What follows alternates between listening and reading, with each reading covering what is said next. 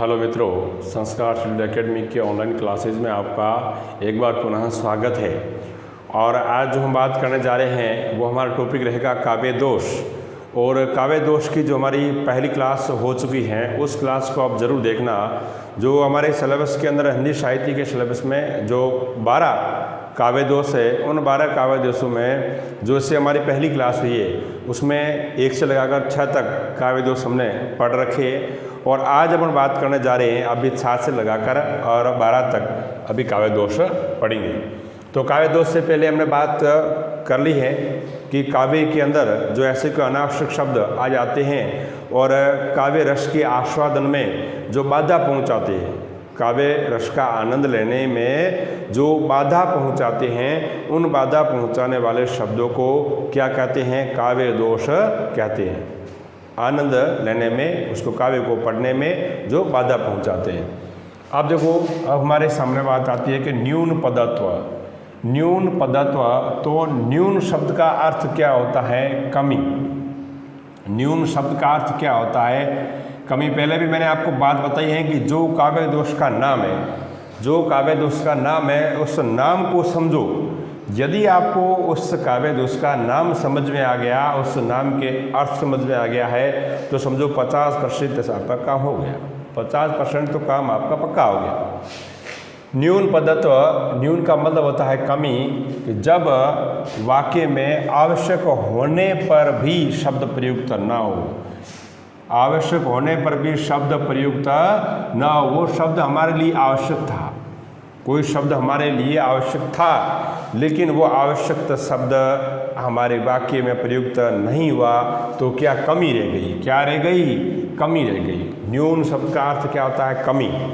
पदत्व का मतलब होता है पद, यानी किसी पद में, किसी वाक्य में जब कोई आवश्यक शब्द प्रयुक्त होना चाहिए लेकिन नहीं होता है, कोई कमी रह जाती है, तो उसे न्यून पदत्व काव्य दोष कहते हैं।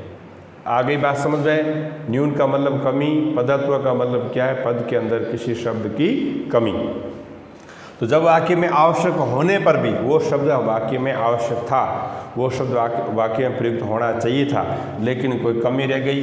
ठीक ऐसे जैसे उदाहरण ये पढ़ा, देखिए, परा खड़ग जनु परा अब निहाऊ ऊपर। अब ये शब्द है कि परा खड़ग जनु परा, परा की जगह, परा के बाद में इस जगह क्या शब्द आना चाहिए था? ऊपर आना चाहिए। क्या आना चाहिए था? ऊपर। लेकिन ऊपर शब्द इस जगह लिए आवश्यक था, लेकिन फिर भी इस जगह ऊपर शब्द को नहीं लिखा। ऊपर शब्द को नहीं लिखा, और नहीं लिखने के कारण इस जगह क्या है? जो न्यून पदत्व काव्य दोष हो गया। इसको पूरा कैसे लिखेंगे? परा खड़ग जनु परा ऊपर निहाऊ। क्या होता? ऊपर निहाऊ। निहाऊ से पहले कौन सा शब्द प्रयुक्त होता? ऊपर होता। कौन सा होता? ऊपर होता। तो इससे क्या है कि एक शब्द की कमी रह गई, तभी न्यून पदत्व काव्य दोष हो गया। ठीक। अब देखिए, अधिक पदत्व, तो जो काव्य दोष का नाम है, सीधे नाम कोई पकड़ो ना आप। अधिक शब्द क्या आया है? अधिक, कि जब किसी वाक्य के अंदर जो अनावश्यक शब्द होते हैं और वो एक से अधिक प्रयुक्त हो जाते हैं। क्या हो जाते हैं? एक से अधिक प्रयुक्त हो जाते हैं, तो उसे जो अधिक पदत्व काव्य दोष कहते हैं। कि जो ऐसे शब्द होते हैं और उसके अंदर जो शब्दों के आधार पर अधिक से अधिक काम में ले लिए जाते हैं, तो वहाँ पर अधिक पदत्व काव्य दोष होगा। उसके बाद में जो अकर्मत्व काव्य दोष है, क्या है? अकर्मत्व काव्य दोष। अकर्मत्व काव्य दोष में क्या होता है कि जिसमें कर्म सही नहीं होता है। इसमें क्या सही होता है? क्रम है वो सही नहीं होता है। शब्दों का जो क्रम सही नहीं होता है, शब्द आगे वाला पीछे लिख लिया जाता है, पीछे वाला आगे लिख दिया जाता है, तो वहाँ अकर्मत्व काव्य दोष होता है। कि जब वाक्य में शब्दों का कर्म वाक्य रचना की दृष्टि से, वाक्य रचना की दृष्टि से अनुचित हो, वाक्य रचना की दृष्टि से कैसा हो? अनुचित हो, उचित नहीं हो, अनुचित हो, तो उस जगह अकर्मत्व काव्य दोष होता है। देखिए उदाहरण, घंटों लेके घंटों लेके जननी हरि को गोद में बैठती थी। घंटों लेके जननी हरि को गोद में बैठती थी। तो देखो इस जगह क्रम सही नहीं है। क्रम कैसे सही नहीं है? क्योंकि ये हरि शब्द है जो इस जगह आता। किस जगह आता? इस जगह शब्द आता हरि। क्या आता? हरि।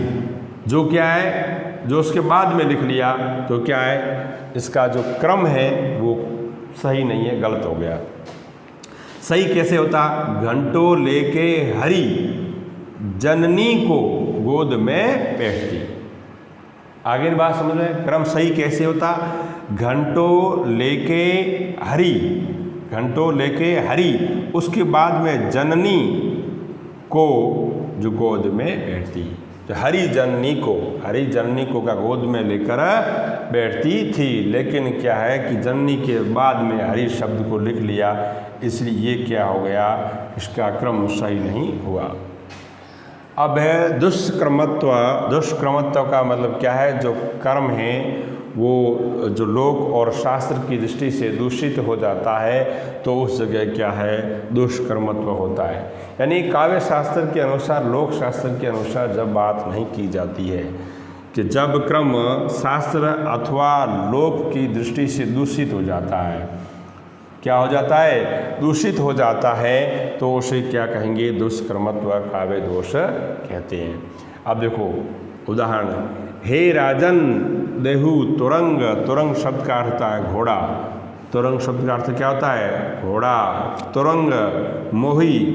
तो कोई व्यक्ति कह रहा है कि हे राजन, हे राजा, मुझे घोड़ा दो, मुझे क्या दो, घोड़ा दो, ठीक है। और अथवा देहु मतंग, और मतंग घोड़ा नहीं है तो मुझे हाथी ही दे दो, घोड़ा नहीं है तो मुझे हाथी ही दे दो।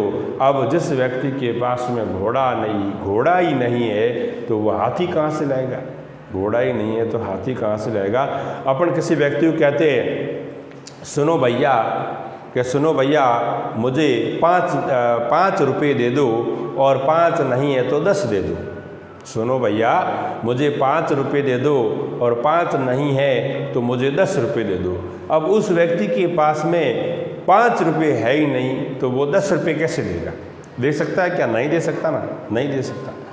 तो इसलिए क्या है कि जो लोक शास्त्र के आधार पर उसमें कर्म सही नहीं होता है, वह दुष्कर्मत्व काव्य दोष होता है।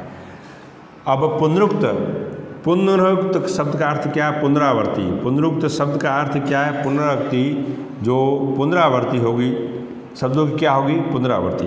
कि जब एक ही बात दूसरे शब्दों में पुनः कही जाए, बात तो एक ही होगी, बात तो एक ही होगी, और एक ही समान अर्थ के शब्द होंगे, लेकिन उन शब्दों की क्या है कि पुनरावर्ती जब हो जाती है तो वहाँ पुनरुक्त काव्य दोष होता है। पुनः का मतलब क्या? पुनरावर्ती।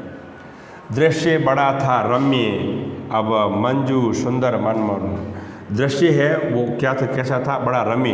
रम्य का मतलब रमणीय का मतलब सुंदरी होता है, मंजू का मतलब सुंदरी होता है, सुंदर का मतलब सुंदरी होता है, मनमोहन का मतलब क्या? मन को हरने वाला सुंदरी होता है। तो एक ही बात है और दूसरे शब्दों में बार बार कही जा रही है, बार बार कही जा रही है, तो वह पुनरुक्त काव्य दोष होगा। अब है जो हतव्रत संदोभंग, ये लास्ट, हतव्रत संदोभंग। संदोभंग का मतलब क्या है? छंद के नियमों के विपरीत जब कोई बात की जाती है, छंद के नियमों के अनुसार जब बात नहीं की जाती है काव्य के अंदर, तो वहाँ हतव्रत होता है, जो संदोभंग होता है। कि जब काव्य में छंद के नियमों का पालन न किया जाए, जब काव्य के अंदर छंद के नियमों का पालन जब नहीं किया जाता है, काव्य के अंदर वो ऐसी बात कह दी जाती है, तो वहाँ हतव्रत संदोभंग होता है। छंद के नियमों का पालन नहीं करते हैं, जहाँ मात्रा का ध्यान ही रखा जाता है, वर्णों का ध्यान ही रखा जाता है, संख्या का ध्यान रखा जाता है, और यति का ध्यान रखा जाता है, गति का, लय का और तुक का, सबका जब ध्यान नहीं रखा जाता है, छंद के नियमों के अनुसार काव्य में जब बात जो कही जाती है तो ठीक है, और जब छंद के नियमों के अनुसार बात नहीं कही जाती है तो नहीं कहने का मतलब क्या? हतव्रत संदोभंग काव्य दोष होता है।